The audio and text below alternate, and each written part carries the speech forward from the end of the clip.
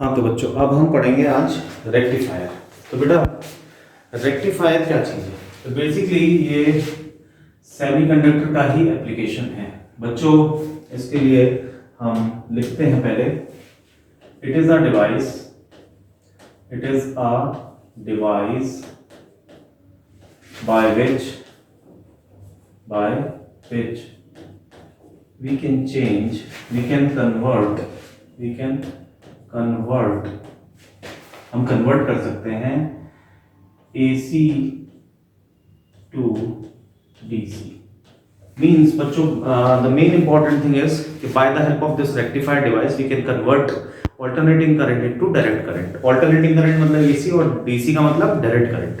बच्चों बता देता हूँ फॉर योर नॉलेज, वैसे सब कोर्स में नहीं है, और DC को अगर AC में करना है तो बच्चों तो आता था हमारे पास LC ऑसिलेटर, जो कि हमारे कौन से चैप्टर में था बच्चों? सर ऑल्टरनेटिंग करंट में। DC टू AC अगर हमें करना हो तो वी यूज LC ऑसिलेटर, और AC टू DC करना हो तो बेटा in that case we use rectifier. ठीक है। अच्छा, रेक्टिफायर बच्चों दो तरह के होते हैं। There are two types of rectifier, there are two types of rectifier. Rectifier हमारे पास दो तरीके के हैं बच्चों। कौन कौन से बच्चों? द आंसर इज, एक तो होता है बेटा, मतलब यहां लिख देता हूं शॉर्ट में, रेक्टिफायर हमारे पास दो तरह के, एक तो half wave rectifier, half wave rectifier, ठीक है बच्चों, और एक होता है बेटा फुल वेव रेक्टिफायर। सर कैसे करते हैं ये कन्वर्ट, अभी हम सब समझने वाले हैं। ठीक है बेटा। Half wave, basically half wave rectifier मतलब इसमें कोई खास अंतर नहीं है हाफ वेव फुल वेव में। तो मैं दो तरह के रेक्टिफायर होते हैं, हाफ वेव और फुल वेव, दोनों ही डीसी देते हैं। Both gives the output as a DC, दोनों के दोनों क्या देंगे? डीसी देंगे। तो बेटा हम नंबर वाइज पढ़ते हैं, तो पहले हम डिस्कस करते हैं हाफ वेव को। So our heading is half wave rectifier. ठीक है बच्चे। अच्छा, मैं इन डेप्थ समझाऊंगा, बिल्कुल कोई भी कंसेप्ट मिस नहीं होगा related to half wave rectifier. तो पहले इसका डायग्राम बनाते हैं, एक सुंदर सा डायग्राम बनता हुआ। बेटा ये देखो,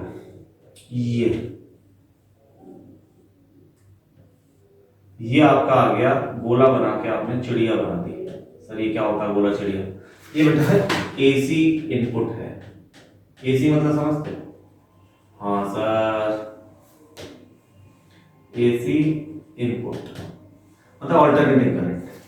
और बच्चों यहां पर ये चीज क्या है बताओ? ये तो बच्चों मैं आपको बता दूं, देखो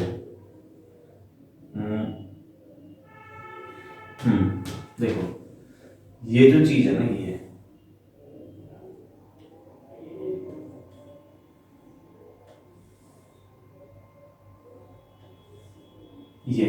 मैंने डॉटेड लाइन से इसलिए बताया ताकि आपके समझ में आए। ये बेसिकली बच्चों ये है ट्रांसफॉर्मर। सर कौन सा स्टेप डाउन या स्टेप अप? बेटा वो डिपेंड करता है। और इसमें ये लगा दिया हमने एक डायोड। सर ट्राइंगल वाला पार्ट होता है बेटा, क्या होता है ट्राइंगल वाला पार्ट? पी टाइप, इसको बोल दिया RL। RL का मतलब होता है लोड रेजिस्टेंस। लोड रेजिस्टेंस मतलब क्या? इट में भी मोबाइल चार्जर, इट में मोबाइल को हम बेटा घरों में जो करंट आता है वो AC आता है, बट उसके अडेप्टर में रेक्टिफायर लगे होते हैं जो कि AC को किस में कन्वर्ट कर देते हैं? DC में। अडेप्टर जानते हो वो? हाँ। तो यहाँ पे हमें आउटपुट मिलती है। आउटपुट हमें क्या मिलती है बेटा? DC। अच्छा, और इनपुट हमने क्या करा? AC। तो सर कैसे हुआ, ये क्या हुआ वो बताओ। तो बेटा इनके नाम लिख देते हैं हम लोग, देखो ध्यान से। इस पॉइंट का नाम लिखा इस टर्मिनल का A, इसका लिखा B, और इसका लिखा C, और इसका लिखा D। अब मैं आपको पूरा समझाता हूँ। ये हो गया आपका डायग्राम। ये क्या है बेटा? डायोड, डी डायोड, ये डायोड है, ठीक। इसमें इस तरह का सर्किट डायग्राम आपको बनाना होगा अगर आपका क्या आ गया, हाफ वेव रेक्टिफायर। सर ये कैसे रेक्टिफाई करता है, क्या है इसकी वर्किंग, सब चीज समझाने वाला हूँ बेटा। पहले देखो थोड़ी चीज बता दूं पीछे वाले शीट पे जाके कि बेटा एसी का मतलब होता है ऑल्टरनेटिंग करंट, ऑल्टरनेटिंग करंट है ना बेटा, ऑल्टरनेटिंग करंट। अच्छा चलो ये बात क्लियर हो गई, एसी का मतलब ऑल्टरनेटिंग करंट होता है। और बेटा हमारे इन इंडिया मैंने बताया था इसी चैप्टर में भी, in India the alternating comes at 50 hertz. कितने पे आता है बच्चे? 50 हर्ट्ज पे आता है। अच्छा सर 50 हर्ट्ज का मतलब क्या होता है? 50 हर्ट्ज का मतलब होता है कि AC can change its polarity 50 times, 50 times in a second। Sir क्या मतलब हुआ इसका, बताता हूँ बेटा। वैसे तो मैंने एसी में बताया हुआ है, बट हाँ जो बच्चे एसी को देखकर सीखना चाह रहे हैं उनके लिए बता देता हूँ। ये आपका 3 पिन है, 3 पिन देखा घर में? हाँ sir 3 pin plug. 3 pin plug में बेटा ये वाला ऊपर वाला किसका होता है? अर्थिंग का होता है। सर अर्थिंग क्या होती है? अब बेटा उसका टाइम निकल गया क्या अर्थिंग समझाऊं? This is live wire and this is neutral. एक न्यूट्रल मान लेते, एक से करंट आता है एक से करंट जाता। सर ऐसे कैसे? हाँ देख, जब ये प्लस है तो ये माइनस, और ये माइनस तो ये प्लस, ये प्लस तो ये माइनस, ऐसे करके चेंज होता है पोलैरिटी। कितनी बार?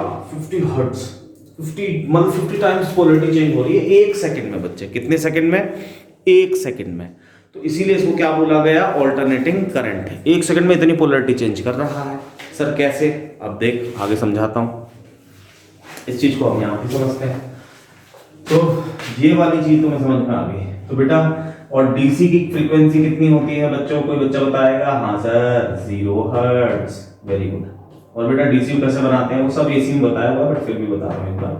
प्लस माइनस, ये आ गया डीसी, सीधी स्ट्रेट लाइन। और एसी कैसे चलता है बेटा? In the form of sinusoidal wave, in the form of sinusoidal wave means like this.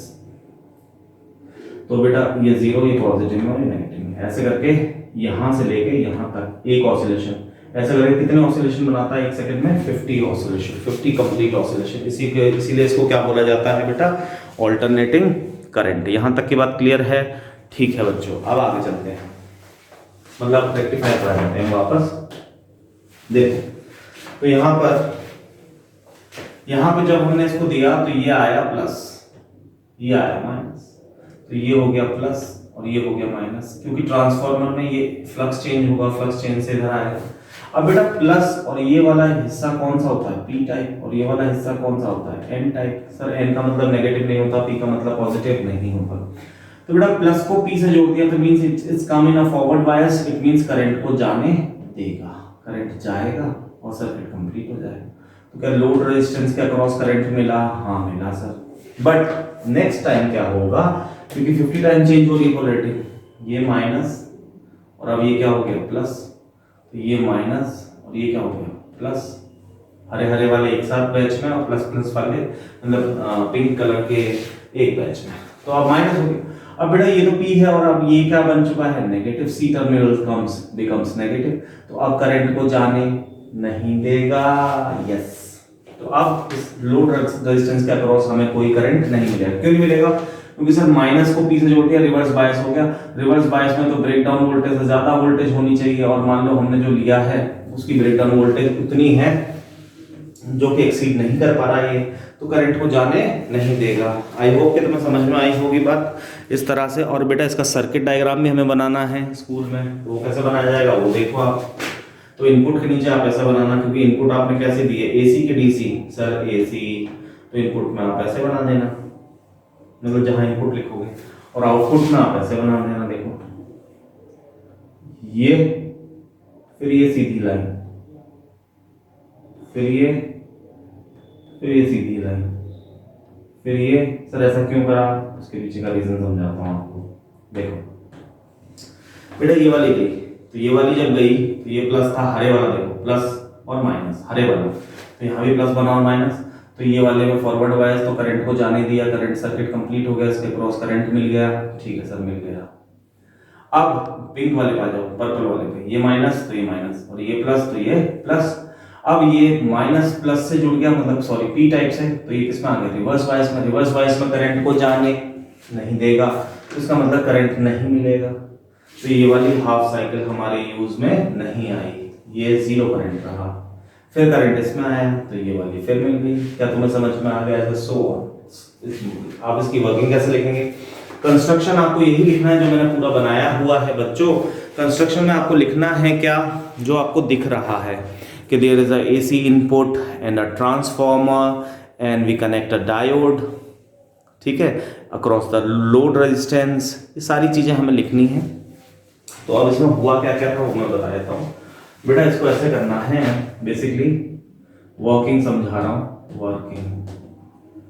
तो वर्किंग को आप कैसे लिखोगे वो देखो, आप वर्किंग आप ऐसे लिखोगे बेटा कि ये होती है प्राइमरी कॉइल, ये तो आपको पता है, पहले वाली कॉइल को क्या बोलते हैं, primary coil of transformer, primary coil, और ये होती है बेटा secondary coil, secondary coil of transformer. ये नहीं, बेसिकली देखो मेरी बात समझो, ये नहीं ये वाली, अरे यार ये वाली, और इसमें भी ये नहीं, ये वाली। क्या तुम्हें समझ में आ गया? हाँ सर। तो अब इसकी वर्किंग को हमें लिखना होगा, तो मैं म्यूट करके मतलब स्टॉप करके लिख देता हूँ। हाँ तो बेटा मैंने इसको पूरा लिख दिया है वर्किंग, या आप ऐसे लिख लेना। मैंने इसको अलग अलग कलर से लिखा है कि कहाँ कहाँ कहानी चेंज हुई है, यहाँ कहानी अलग, यहाँ थोड़ी चेंज हुई, यहाँ कहानी अलग, यहाँ कहानी चेंज हुई, इसलिए कहानी का मतलब कंडीशन चेंज हुई, इसलिए मैंने इसको अलग अलग कलर से लिखा है ताकि आपको समझ में आ जाए। अब देखो सुनो, जो मैंने समझाया था वही लिखा हुआ है। In this, when A terminals get positive and B terminal gets negatively charged, जब A पॉजिटिव है तो B नेगेटिव है, हरे वाले की बात कर रहे हैं, then due to the flux linked with a secondary coil, तो बेटा ये फ्लक्स बनेगा। बेटा अब तुम्हें पता है AC क्या करती है, डायरेक्शन चेंज करती है, तो फ्लक्स बनाएगी। जब फ्लक्स इससे पास होगा, फ्लक्स इससे पास होगा, वो ट्रांसफार्मर की वर्किंग भी मैंने सिखाई थी, है ना। तो फ्लक्स लिंक्ड होगा so that the polarity C वाला पोलैरिटी पॉजिटिव ले लेगा और D वाला पोलैरिटी नेगेटिव ले लेगा, तो ये डायोड किसमें आ जाएगा, फॉरवर्ड बायस में।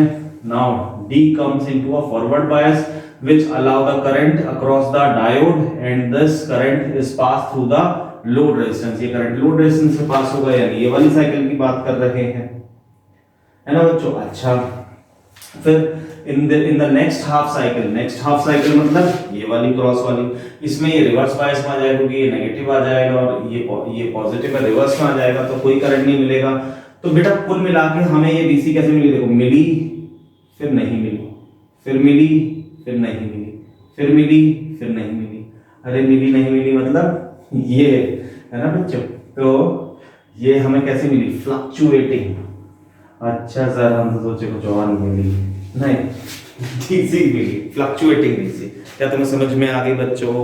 Yes sir. अब हम चलते हैं बेटा फुल वेव रेक्टिफायर पे, ठीक है बच्चों। So on the next page we are moving on the full phase rectifier. देखो तो अब हम बात कर लेते हैं फुल वेव रेक्टिफायर की। तो बेटा फुल वेव रेक्टिफायर क्या होता है? सर ये भी यही होता है। हाँ बेटा, इसमें कितने होते हैं, in this we use two diodes. अच्छा, एक खास अंतर आ गया, उसमें एक डायोड होता है, इसमें कितने डायोड होते हैं बेटा, 2 डायोड। इसका डायग्राम बना दो सर, देख बेटा ये बहुत सुंदर सा डायग्राम बनाते हुए। इनपुट तो हमेशा कैसे रखनी है, एसी। क्या तुम्हें पता है क्यों? क्योंकि सर ये एसी को डीसी मिलता है। अच्छा, एक रीजन तो ये है, दूसरा और है, क्योंकि बेटा transformer is only work with, बोलो सर एसी। हाँ बेटा ये बात पढ़ाया था मैंने। इसमें 2 डायोड लगा दिए, एक यहाँ यहाँ पे भी लगा दिया और एक यहाँ पे भी लगा दिया, ठीक है। और इसमें लोड रेजिस्टेंस को पता कैसे रखा, देखना, ये बेसिकली आउटपुट है। अब देखो कि क्या मजा है, देखो क्या चीज करेगा, इसको यहाँ कर क्रॉस करा, कनेक्ट करा। सर ऐसे क्यों करा, अभी समझ में आ जाएगा। ये है RL, ये है डायोड D1 और ये है डायोड D2। ये है इसका पूरा डायग्राम।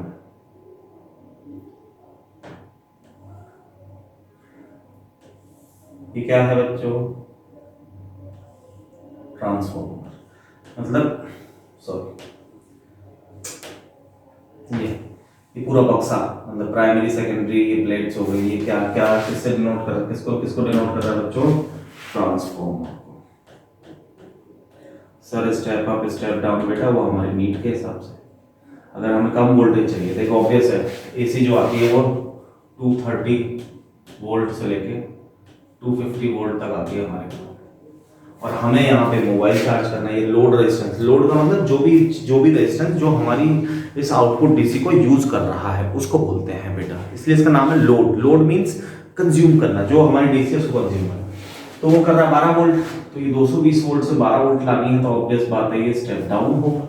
बट अगर हमें ऐसी कोई चीज चलानी है जो कि इससे ज्यादा है, हमें वोल्टेज ज्यादा चाहिए, तो हम क्या ले लेंगे बेटा, कौन सा ले लेंगे, स्टेप अप, ठीक है। तो यहाँ देखो बेटा, इनपुट पे आपने क्या दिया, इनपुट पे आप एसी देते हो, ये रही एसी, एसी तो ऐसे चलती है ना बच्चों, 0 पॉजिटिव और नेगेटिव। और बेटा यहाँ पर आउटपुट क्या मिला आपको, आउटपुट मिल रहा है, बताओ सोचो जल्दी से, फिर मैं खुद एक्सप्लेन करता हूँ। तो बेटा इसमें ये क्या है, ये तो यहाँ पे सर ये ऐसे मिलेगा, हैं सर, हाँ बेटा मिलेगी तेरे को, फ्लक्चुएटिंग ही डीसी मिलेगी, फ्लक्चुएटिंग डीसी। क्यों सर फ्लक्चुएटिंग क्यों बोल देते हो बेटा, देख 0 से स्टार्ट हुई, मैक्सिमम गई, फिर 0 हो गई, फिर मैक्सिमम, फिर 0, फिर मैक्सिमम, फिर 0। बेटा ये डीसी कैसे पता चल रहा था डीसी, बेटा क्योंकि मेन लाइन के ऊपर ही ऊपर सारा खेल हो रहा है। अगर ये नीचे आ जाए तो ये तो एसी है, क्योंकि एसी चेंजेस इट्स पोलैरिटी, नीचे वाला नेगेटिव है, ऊपर वाला पॉजिटिव है। क्या तुम्हें समझ में आई बात, हाँ सर। तो बेटा इसके लिए ये, इसके लिए ये, इसके लिए ये, तो सर अब इसको समझाओ। तो देखो वर्किंग देखो, बहुत मस्त, बहुत सरल। और अगर ये आ गया तो तुमसे इसको ये छूटेगा भी नहीं, तुम कर लोगे आराम से, ठीक है बच्चों। तो अब हम इसको समझते हैं, क्या समझे सर। बेटा क्या होता है कि वही वापस से नेमिंग कर देते हैं, ए आप भी स्कूल में ऐसे ही कर लेना बोर्ड्स में, क्योंकि हम बोर्ड्स के हिसाब से पढ़ रहे हैं, ठीक है बच्चों, वो भी इस साल के लेटेस्ट सिलेबस के हिसाब से। जब ये प्लस है तो ये प्लस हो गया, ये माइनस, तो बेटा ये डायोड, ये इसका पी किससे आ गया, प्लस से, तो ये तो आ गया फॉरवर्ड में, और ये माइनस से पी आ गया, क्योंकि इसका ट्राइंगल पी होता है, लाइन एन होती है। तो बेटा यहाँ से करंट नहीं जाएगा, तो करंट यहाँ से आया, और ये लोड रेजिस्टेंस के क्रॉस, ये सर ये क्या है, देखिए यहाँ से करंट आया और फिर यहाँ कॉइल में, और फिर सर्किट कंप्लीट। बेटा सर्किट कंप्लीट के लिए इसको कॉमन रखा है, तो करंट यहाँ से आया, ये सर्किट कंप्लीट हो गया, करंट फ्लो हो गया। अच्छा सर, और यहाँ से कोई करंट नहीं आया, क्यों, क्योंकि माइनस जो है वो पी टाइप से जुड़ा हुआ था, तो ये रिवर्स बायस में आ गया। अब सेकंड में ये आया माइनस में, और ये आया किस में, प्लस में, ये माइनस में और ये प्लस में। तो बेटा अब ये माइनस में और ये प्लस में, तो ये माइनस और ये प्लस, तो ये तो हो गया किस में, रिवर्स बायस में, और ये प्लस और ये पी टाइप, तो बेटा करंट अब यहाँ से फ्लो हो जाएगा। तो यानी तुम देख रहे हो कि जब इधर से हो रहा तो भी इसका क्रॉस आया, इधर से हुआ तो भी इसका क्रॉस आया। और देखो खास बात देखना, डायरेक्शन ऑफ करंट चाहे इधर से आए तो भी यूं है, इधर से आए तो भी यूं है, क्योंकि डायरेक्शन चेंज नहीं होती डीसी में। तो आपको कैसी डीसी मिल रही है, फ्लक्चुएटिंग। बेटा अभी इस साल सिलेबस में है नहीं तो पहले फिल्टर सर्किट पढ़ाते थे। फिल्टर सर्किट का मतलब होता है कि इसको हम लोग स्टेबल डीसी बना लेते हैं by applying the filter circuit. तो वो इस साल अपने है नहीं कोर्स में, तो इसलिए हमें कोई पढ़ने की ज़रूरत भी नहीं है। क्या तुम्हें समझ में आ गई मेरी बात बच्चों? ठीक है सर, इसकी वर्किंग लिख दूं क्या? शॉर्ट फॉर्म में लिख देता हूँ ताकि तुम्हें समझ में आ जाए, क्योंकि अब तुम्हें पहले वाले की तो आ गई ना, तो अब इसमें ज़्यादा नहीं पड़ेगा। At moment A is positive and B is negative, है ना बेटा, A positive B negative, then C is positive and D is negative, diode, इसके बाद यहाँ लिख लेते हैं, पहले ये हुआ फिर इसके बाद diode D1 comes in forward biasing,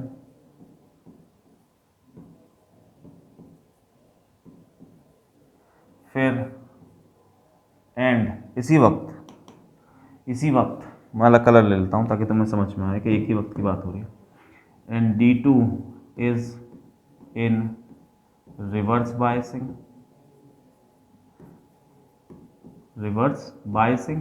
ठीक है बेटा।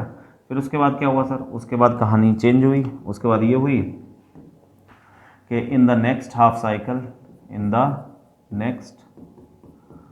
साइकिल, अब अगली हाफ साइकिल में D1 is in reverse biasing and D2 comes in forward biasing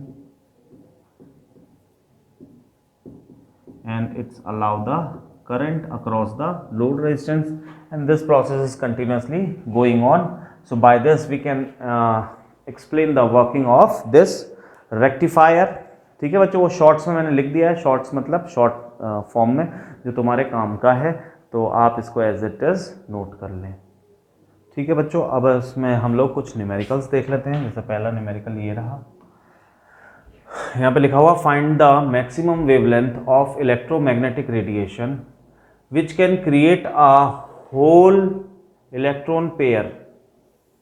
कौन सा पेयर? होल इलेक्ट्रॉन पेयर, ठीक है बच्चे।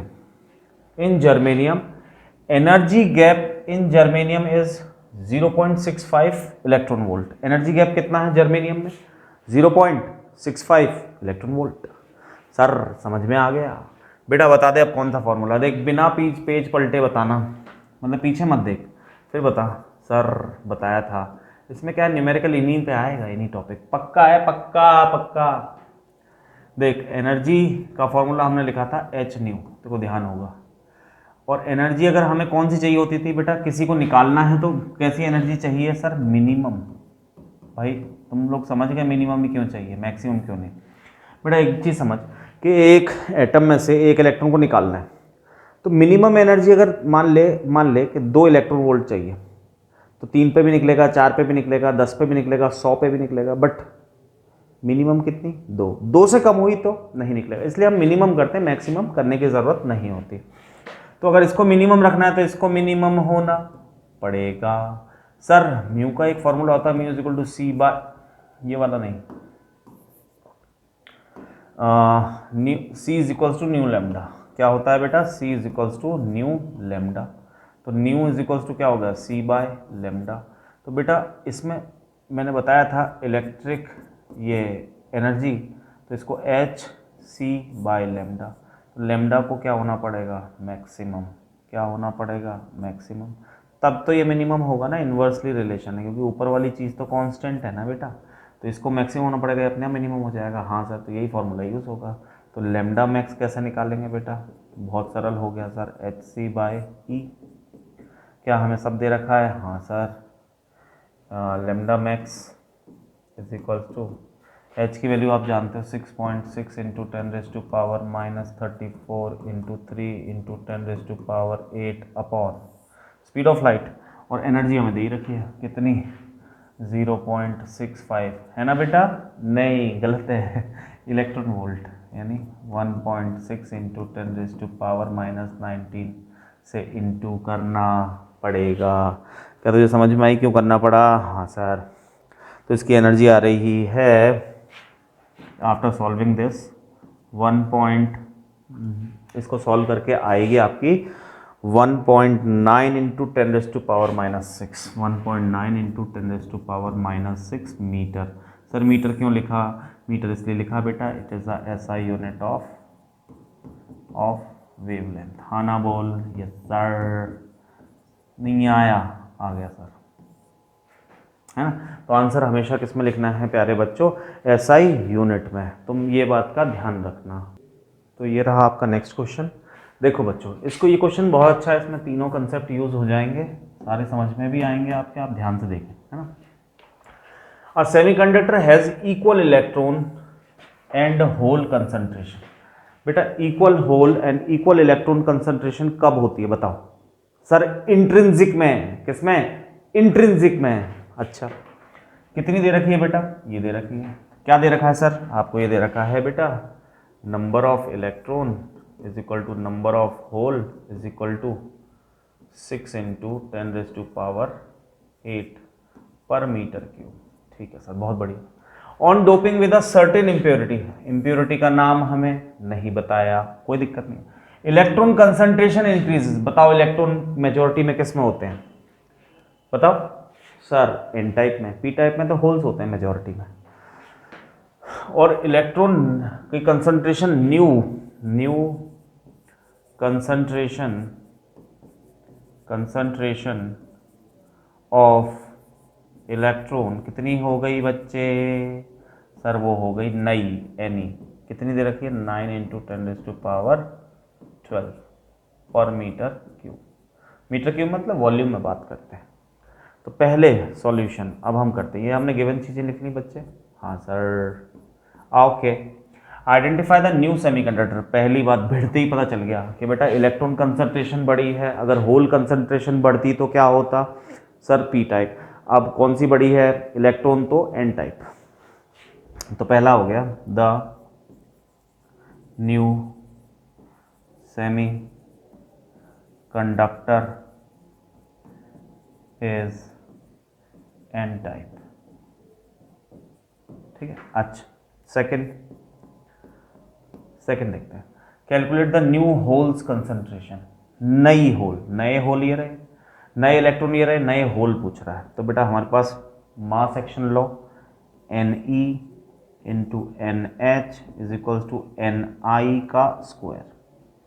तो बेटा हमें ये निकालना है एन एच, तो क्या करेंगे? एन आई का होल स्क्वायर अपॉन, इसको नीचे ले आए, एन ई। सर एन आई ये दे रखा है, यही चीज़ तो एन आई होती है भाई। तुम्हें पता है ना इंट्रिंसिक था, पहले डोपिंग नहीं थी।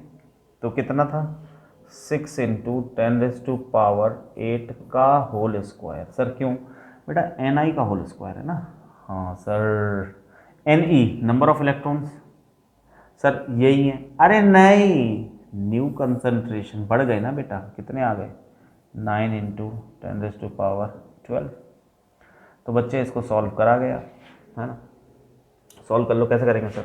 ये तो हो गया बेटा 36, ये हो गया 10⁻16, 2 8 16 अपॉन, ये हो गया बेटा 9 इंटू 10⁻12। ये से तो ये उड़ गए, 4 बच गए भाई, 12 से 16, समझिए। 9 1 9 4, तो क्या आ गया बच्चों? 4 इंटू 10⁻4। क्या निकाला आपने? सर नंबर ऑफ, तो इनका कोई यूनिट नहीं होगी भाई, नंबर्स की क्या यूनिट होगी? तुमने नंबर ऑफ होल निकाले, तो नंबर ऑफ होल की कोई यूनिट नहीं होती है ना। ये आ गया आंसर। ये नहीं कि हर जगह यूनिट लिख दो तुम, ठीक है। तो ये आंसर आ गया। अच्छा सर, थर्ड क्वेश्चन क्या बोल रहा है? फर्स्ट हो गया हमारा, सेकंड हो गया, अब थर्ड देखते हैं। थर्ड बोला how does the energy gap varies with doping. तो बेटा मैंने आपको पहले भी सिखा चुका है, एज अ रिवीजन की तरह भी समझ लो इसको। अगर डोनर इम्प्योरिटी होगी, तो वो यहाँ होगी, और अगर एक्सेप्टर इम्प्योरिटी तो वो यहाँ होगी। तो बेटा एक बार बताओ, कुल मिला के यहाँ से यहाँ जंप कर रहा है, या यहाँ से यहाँ जंप कर रहा है, तो कुल मिला के जो बिना इम्प्योरिटी के ये गैप ऐसा था, इतना होता है। बट इसकी वजह से अब ये गैप कम हो गया ना, यहाँ पे भी देखिए कम हो गया ना, क्योंकि ये थोड़ा ऊपर आ गया। यहाँ तो अपने आप आ जाते हैं, अब इतना हो गया। सर यहाँ तो अपने आप से यहाँ चले जाते हैं, बट इतना हो गया, अब यहीं तक पहुँचाना है बस। यहाँ से तो वो अपने आप चला जाएगा रूम टेम्परेचर पर। सिखाया था कि नहीं सिखाया था? हाँ सर। तो कुल मिला के एनर्जी गैप बढ़ रहे हैं कि घट रहे हैं? सर ये कौन सा है? ये है बेटा एन टाइप, और ये है पी टाइप, है ना। ये कंडक्शन बैंड थी, ये वैलेंस बैंड थी, पूरी कहानी याद है ना? हाँ सर। तो बहुत बढ़िया बच्चों, तो एनर्जी गैप थर्ड का आंसर हो गया। थर्ड का आंसर मैं यहीं लिख देता हूँ, थर्ड का आंसर होगा ऑलवेज डिक्रीजेस। ठीक है बच्चे, ऑलवेज डिक्रीजेस। तो इस तरह से हमने पूरा सेमीकंडक्टर, ये मैंने दो क्वेश्चन क्यों सर, दो ही क्वेश्चन बेटा, दो क्वेश्चन इसलिए क्योंकि दो ही फॉर्मूले हैं, है ना, बाकी कोई और कोई क्वेश्चन की उम्मीद मत रखो, मतलब नहीं आएगा बोर्ड्स में। तो इस तरह से हमने सेमीकंडक्टर चैप्टर को ख़त्म करा। आई होप कि आपको मज़ा आया होगा समझ के। मैंने सारी चीज़ें लिखी हैं, कुछ चीज़ें मैंने बोल के बताई हैं। तो आप जब भी नोट्स में दोबारा इसको देखें, बोर्ड्स में जाने से पहले 2x की स्पीड पर इस वीडियो को देखना, ताकि आपका रिवीजन भी होगा फास्ट फास्ट। नोट सामने रखना। आपका ये चैप्टर शायद 20 मिनट 25 मिनट में हो जाए, क्योंकि आपको बहुत कुछ तो आता है। एज अ रिवीजन आप इन सीरीज़ को देखते रहो। ठीक है बच्चों, थैंक यू।